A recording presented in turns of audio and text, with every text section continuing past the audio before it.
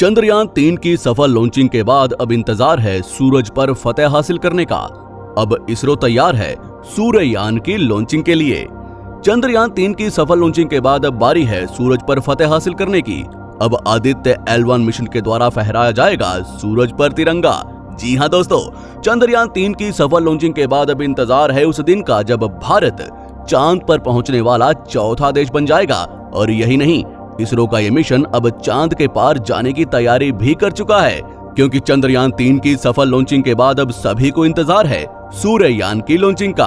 तो अब सवाल ये उठता है कि आखिर सूर्ययान का मिशन कब होगा लॉन्च और इसरो के इस मिशन का क्या है उद्देश्य।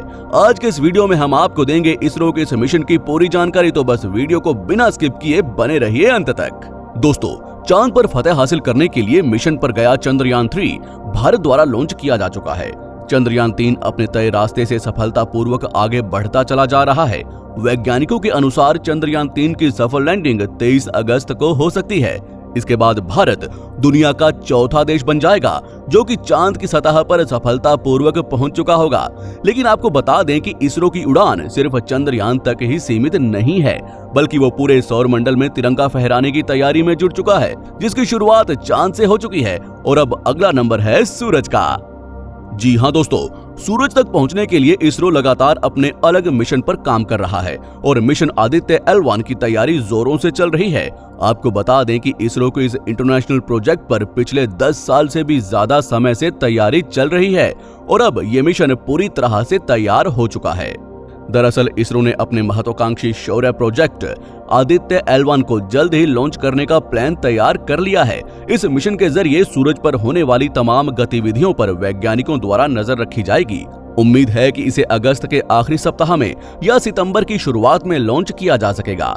इसरो का ये प्रोजेक्ट इंटरनेशनल लेवल पर काफी महत्वपूर्ण है।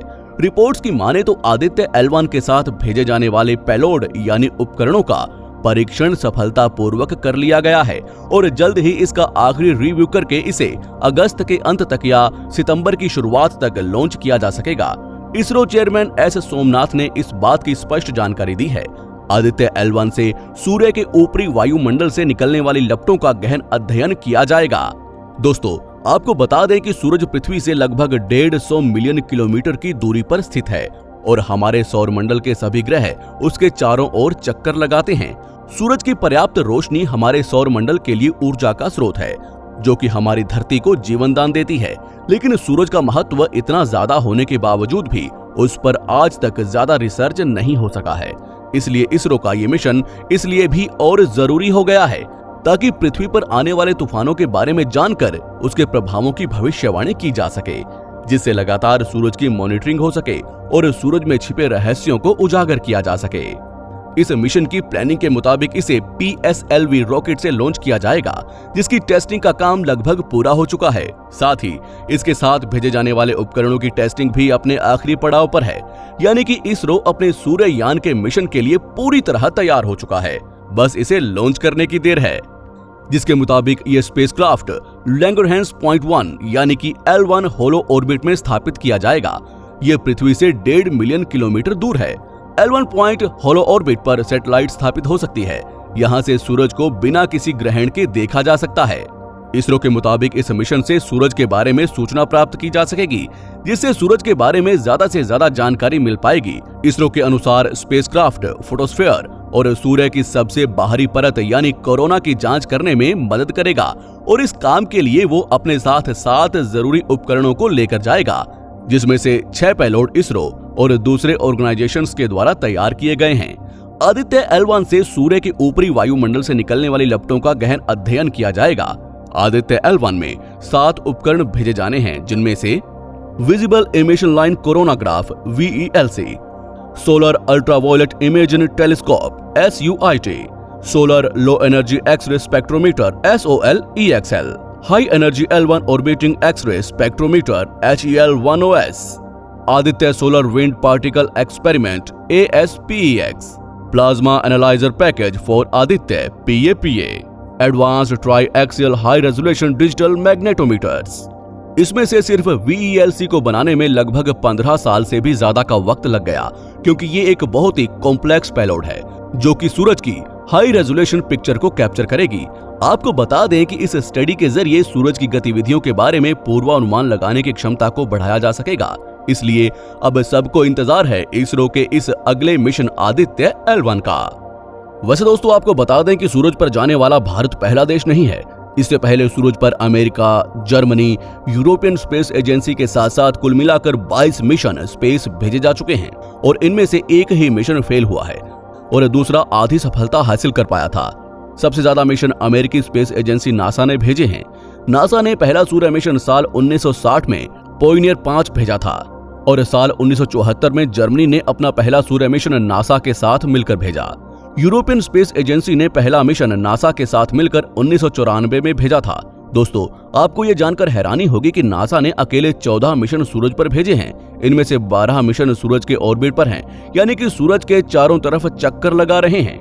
नासा ने साल 2001 में जेनेसिस मिशन लॉन्च किया था। इसका मकसद था सूरज के चारों तरफ चक्कर लगाते हुए सौर हवाओं का सैंपल लेना और उसमें नासा ने सफलता भी हासिल कर ली थी।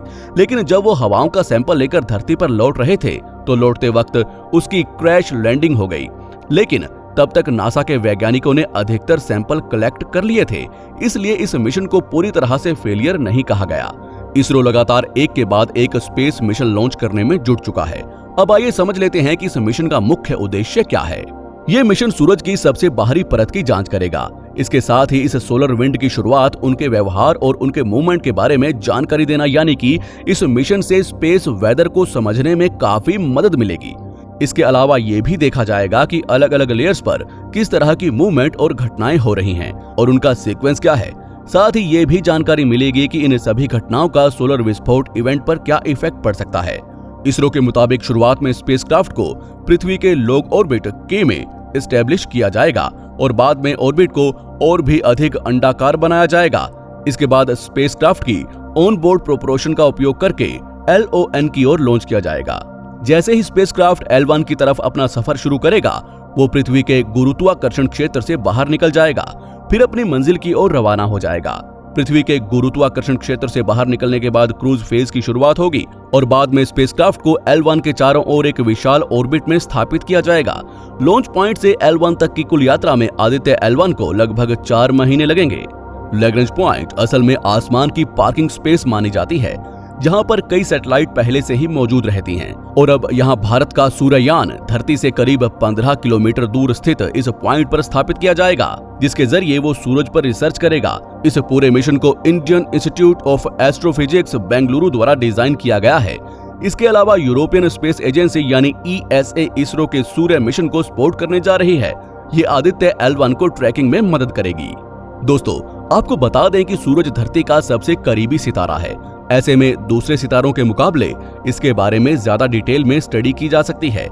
इसके अलावा सूरज के बारे में रिसर्च करने में हमें अपनी आकाशगंगा और दूसरी गैलेक्सी के बारे में ज्यादा जानकारी मिलेगी। इसलिए इसरो इस मिशन को लेकर काफी एक्साइटेड है और साथ ही पूरी दुनिया इस मिशन के सफल होने की कामना कर रही है। हम आशा करते हैं कि इसरो इसी तरह भारत के लिए गौरव का रास्ता खोलता जाए और हम भी अपने देश के गौरव को बढ़ाने में योगदान देकर इतिहास कायम कर सकें। तो दोस्तों हमारे वीडियो में आपको सबसे ज्यादा इंटरेस्टिंग फैक्ट कौन सा लगा, नीचे कमेंट सेक्शन में जरूर बताएं। और अगर इस वीडियो से आपको रोचक जानकारी हासिल हुई हो, प्लीज इस वीडियो को एक लाइक जरूर दें और अपने फ्रेंड्स और रिलेटिव्स के साथ शेयर जरूर करें। और हाँ, अगर आप इस चैनल पर नए हैं तो प्लीज इस चैनल को सब्सक्राइब करके बेल आइकन को प्रेस कर लें ताकि हमारी आने वाली वीडियोस की नोटिफिकेशन आप तक आसानी से पहुंच सके। तो मिलते हैं फिर किसी और वीडियो में एक नए टॉपिक के साथ। तब तक के लिए नमस्कार।